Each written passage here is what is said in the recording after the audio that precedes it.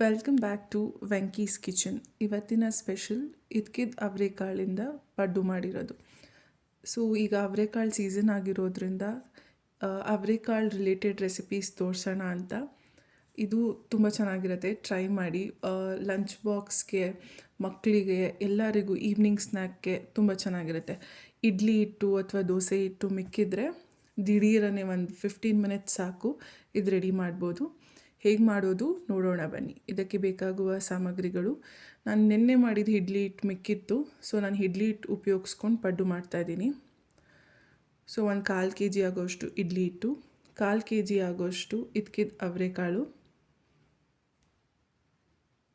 2 medium size ಈರುಳ್ಳಿ ಸಣ್ಣದಾಗಿ cut ಮಾಡಿ ಇಟ್ಕೊಂಡಿದ್ದೀನಿ, 1/4 ಕಟ್ ಆಗೋಷ್ಟು ಸಬ್ಬಕ್ಕಿ ಸೊಪ್ಪು ಸಣ್ಣದಾಗಿ ಕಟ್ ಮಾಡಿ ಇಟ್ಕೊಂಡಿದ್ದೀನಿ, ಸಬ್ಬಕ್ಕಿ ಸೊಪ್ಪು ಅರ್ಧದಷ್ಟು ಕೊತ್ತಂಬರಿ ಸೊಪ್ಪು, 4 ಹಸಿಮೆಣಸಿನ್ಕಾಯಿ ಸಣ್ಣದಾಗಿ ಕಟ್ ಮಾಡಿ ಇಟ್ಕೊಂಡಿದ್ದೀನಿ, 1 ಟೇಬಲ್ ಸ್ಪೂನ್ ಉಪ್ಪು, 4 ಟೇಬಲ್ ಸ್ಪೂನ್ ಆಗೋಷ್ಟು ಅಡುಗೆ ಎಣ್ಣೆ.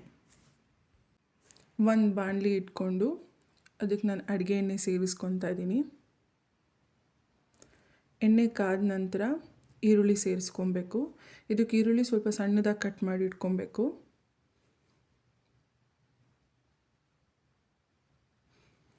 ಈರುಳ್ಳಿ ಹಾಕ್ಕೊಂಡು ಸ್ವಲ್ಪ ಫ್ರೈ ಮಾಡ್ಕೊತಾ ಇದ್ದೀನಿ. ಈ ಹಂತದಲ್ಲೇ ನಾನು ಸಬ್ಬಕ್ಕಿ ಸೊಪ್ಪು, ಕೊತ್ತಂಬರಿ ಸೊಪ್ಪು ಮತ್ತು ಹಸಿಮೆಣಸಿನ್ಕಾಯಿ ಎಲ್ಲವೂ ಇವಾಗಲೇ ಸೇರಿಸ್ಕೊತಾ ಇದ್ದೀನಿ.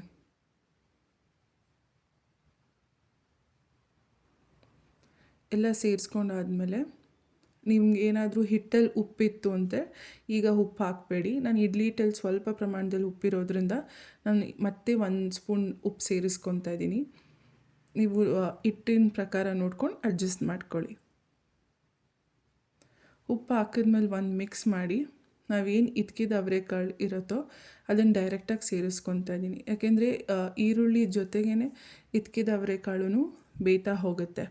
ನಾವು ಸಪ್ರೇಟಾಗಿ ಬೇಯಿಸ್ಕೊಬೇಕು ಆ ಥರದ್ದೆಲ್ಲ ಏನಿಲ್ಲ, ಡೈರೆಕ್ಟ್ ಇದಕ್ಕೆ ಹಾಕಿ ಬೇಯಿಸ್ಕೊಬೋದು.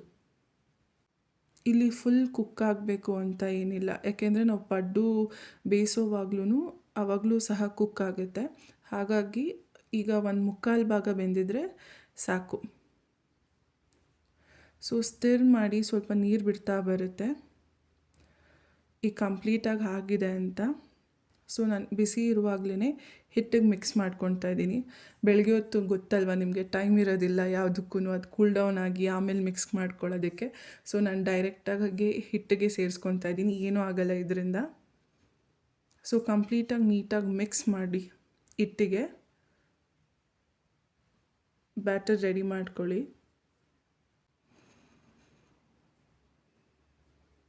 ಸೊ ಬೆಳಗ್ಗೆ ಹೊತ್ತು 15-20 ಮಿನಿಟ್ಸಲ್ಲಿ ಒಂದು ಬ್ರೇಕ್ಫಾಸ್ಟ್ ರೆಡಿ ಆಗಬೇಕು ಅಂದರೆ ಇದು ಬೇಗ ಆಗುತ್ತೆ, ಹಿಟ್ಟು ರೆಡಿ ಇದ್ದಲ್ಲಿ. ಸೊ ಪಡ್ಡು ತವಾನ ಹಂಚನ್ನು ಕಾಯಿಸ್ಕೊಂಡು ನಾನು ಎಣ್ಣೆ ಸೇರಿಸ್ಕೊತಾ ಇದ್ದೀನಿ. ನೀಟಾಗಿ ಎಲ್ಲದಕ್ಕೂ ಬ್ಯಾಟರ್ನ ಹಾಕ್ಕೊಂಡು ಬರಬೇಕು. ಒಂದು 5 ಮಿನಿಟ್ಸ್ ಬೇಕು 2 ಸೈಡು ಕಂಪ್ಲೀಟಾಗಿ ಬೇಯೋದಕ್ಕೆ. ಅದು ಕ್ರಿಸ್ಪಿ ಆಗಬೇಕು outer layer. So golden brown ಬರಬೇಕು, ಅಲ್ಲಿವರೆಗೂ ಚೆನ್ನಾಗಿ ಬೇಯಿಸ್ಕೊಬೇಕು. ನಿಮಗೆ ಬೇಗ ಬೇಯಬೇಕು ಅಂದರೆ ಮೇಲ್ಗಡೆ ಒಂದು ಲಿಡ್ ಕ್ಲೋಸ್ ಮಾಡಿ ಬೇಯಿಸಿದ್ರೆ 1-3 ಮಿನಿಟ್ಸಲ್ಲೇ ಅದು ರೆಡಿ ಆಗುತ್ತೆ. ಈ ರೀತಿ ಹೋಲ್ಸ್ ಬರಬೇಕು. ಸೊ ಅವಾಗ ರೆಡಿ ಆಗಿದೆ ಅಂತ ಒಂದು ಸೈಡು. ಸೊ ನಾನು ಅದನ್ನ ಫ್ಲಿಪ್ ಮಾಡ್ತಾಯಿದ್ದೀನಿ ಸ್ಪೂನಿಂದ, ಲೈಕ್ ಇನ್ನೊಂದು ಸೈಡ್ ಬೇಯಬೇಕು ಅದಕ್ಕೋಸ್ಕರ. ಸೊ ಎಲ್ಲನೂ ಫ್ಲಿಪ್ ಮಾಡಿಕೊಂಡು ಮತ್ತೆ 1-2 ಮಿನಿಟ್ಸ್ ಬೇಯಿಸಿದ್ರೆ ಪಡ್ಡು ರೆಡಿ ಆಗುತ್ತೆ. ಜಸ್ಟ್ ಒಂದು ಇದ್ಕಿದ ಅವರೆಕಾಳು ಹಾಕಿ ಟೇಸ್ಟಿಗೆ ಫುಲ್ ಕಂಪ್ಲೀಟ್ ಚೇಂಜ್ ಇರುತ್ತೆ. ಮನೇಲಿ ನೀವು ಟ್ರೈ ಮಾಡಿ ಹೇಗಿದೆ ಅಂತ ಹೇಳಿ.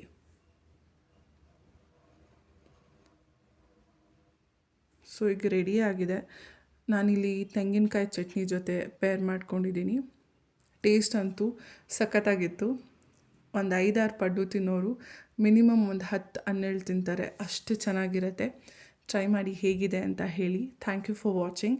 ಹೀಗೆ ಸಪೋರ್ಟ್ ಮಾಡ್ತೀರಿ.